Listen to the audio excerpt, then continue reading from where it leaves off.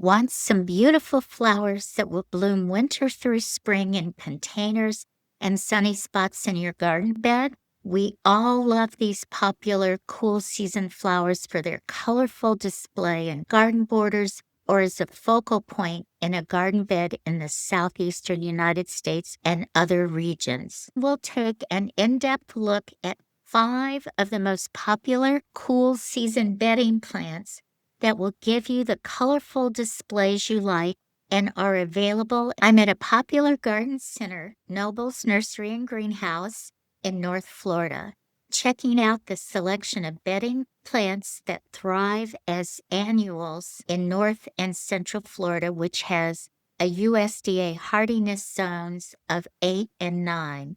Some of these plants will thrive in zones 10 and 11. Here are key gardening tips that will give you success for continuous blooms and thriving plants throughout the winter and spring months.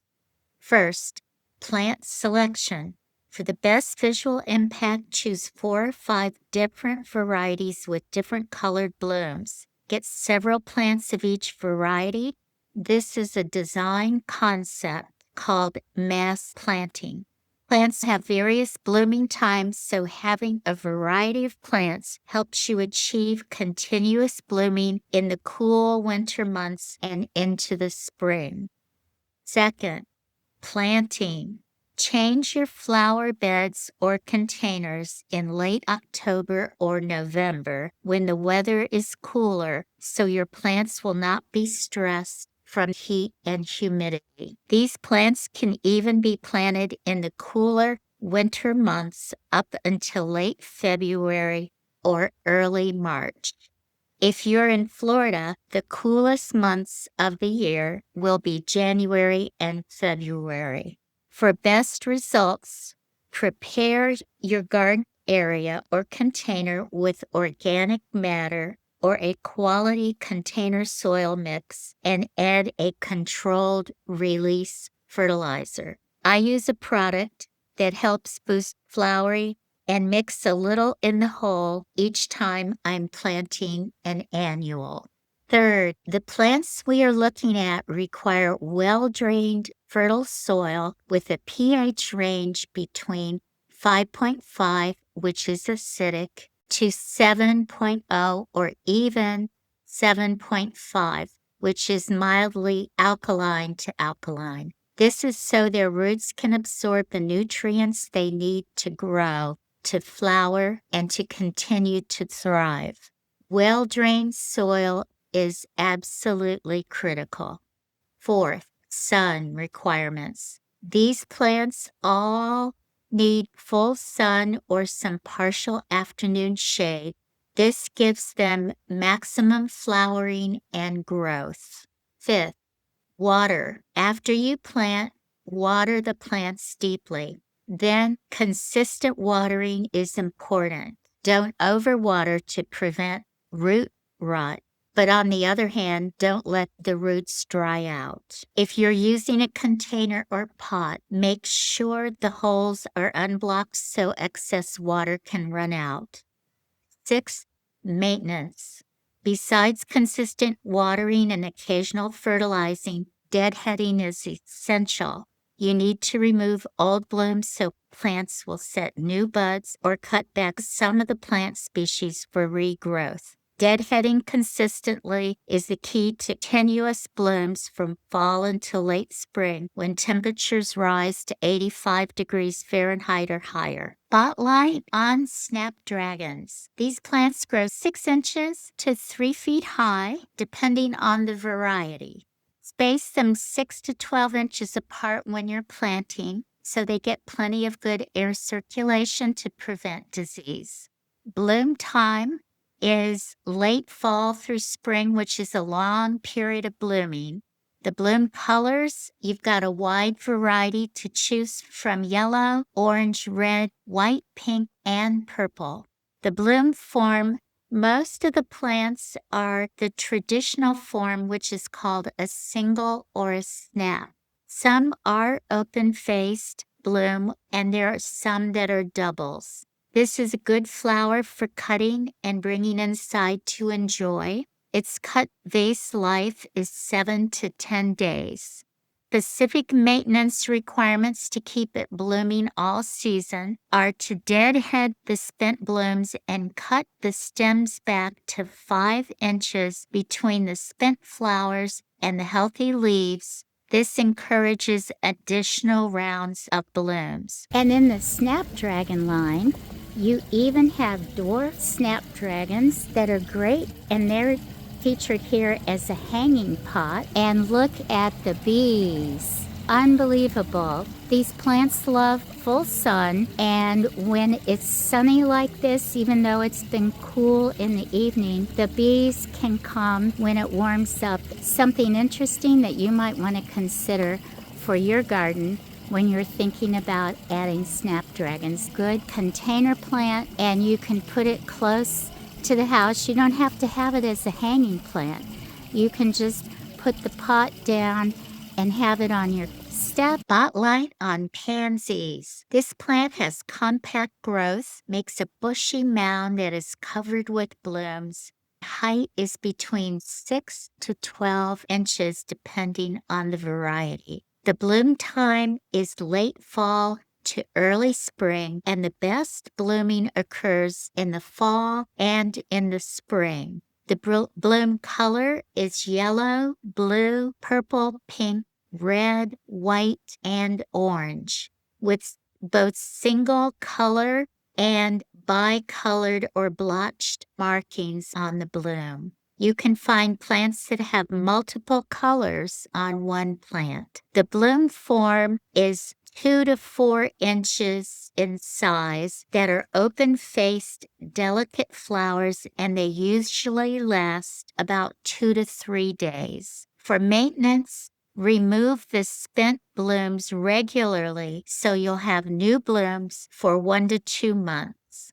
Best garden use for pansies is in containers, pots, and hanging baskets close to your windows so you can enjoy them, or as a border in the front of the garden bed like they planted them at Noble's Nursery.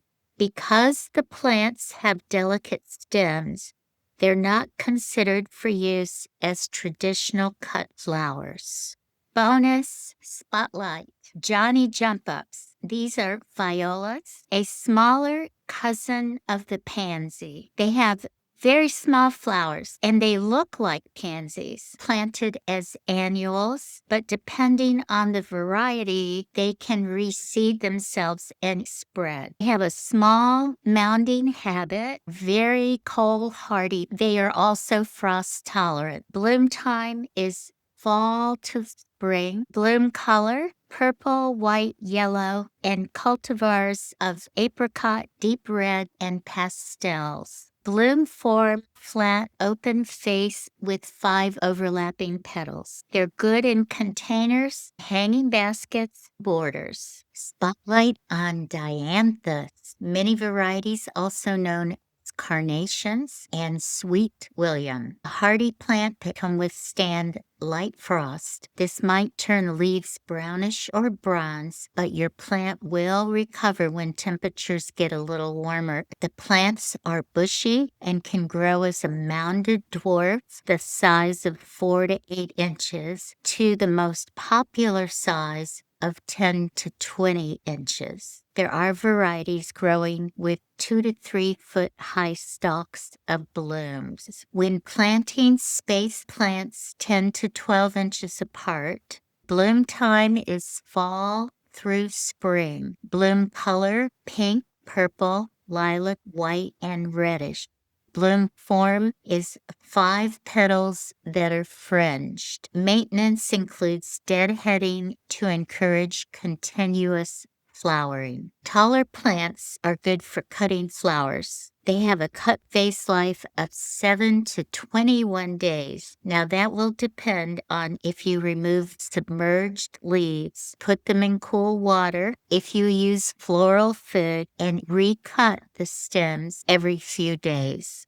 Great as a border in your flower bed. They're also good in cut flower garden. Here's an example of the taller variety called Sweet William that's currently blooming in my Mary garden. It's made it through 2 light frosts and 1 heavy frost this year. Check out the video on our recent frost. Spotlight on Sweet Alyssum. Best planting time is late October, but you could plant it until early spring. Just know that this plant does not do well when it gets hot. If you plant late in springtime, you won't have very long to enjoy its blooms. It has a low growing mounding habit, grows to 10 to 12 inches high by 12 to 36 inches wide. The bloom time is the fall through the spring. The bloom colors are white, pink, and purple. Bloom form, it has tiny flowers with 4 petals. This plant needs regular fertilizer because it's a heavy feeder. Garden uses include containers and pots as the fill in the design element because the plant has a trailing form. It can also be used in pollinator gardens because it attracts butterflies and bees. The flowers have a fragrant scent, the smell described as honey. Also good in borders and like a ground cover because it can spread between the plants. Spotlight on petunia. These are easy to grow and they grow quickly. They can be mounding, trailing, and spreading. So it just depends on the variety that you buy. The growth can be 6 inches high to over 4 feet wide for the spreading varieties. In the southeast, plant petunias in the fall around mid-October through late February to establish a good root system. The bloom time is primarily in the spring through June. The intense heat and humidity of July and August slow or stop the blooming of most of the varieties of this plant, although there are some cultivars now that are sold as heat tolerant. The bloom color, you have a wide variety of choices from pink, purple, red, white, yellow, orange, and variegated varieties. The bloom form is a funnel-shaped flower, and the size of these flowers vary depending on the variety. You can have flowers as small as 1 inch and as large as 6 inches. To maintain this plant and keep it thriving and blooming, pinch back the growing tips. It'll give you a bushier plant, stimulate side growth so that you get more buds and then blooms. Garden uses include as a border or edging plant, the ground cover, in a container or pot garden, in hanging baskets, and in butterfly, pollinator, and hummingbird gardens. This plant's flower attract pollinators such as bees, butterflies, and hummingbirds. Now that we've looked at a variety of cool season bedding plants, which one did you select for your garden? I'd love to hear about what you're doing and your experience. Please share in the comments. For ongoing gardening information, ideas, and tours, subscribe. Garden Yay! See you again soon.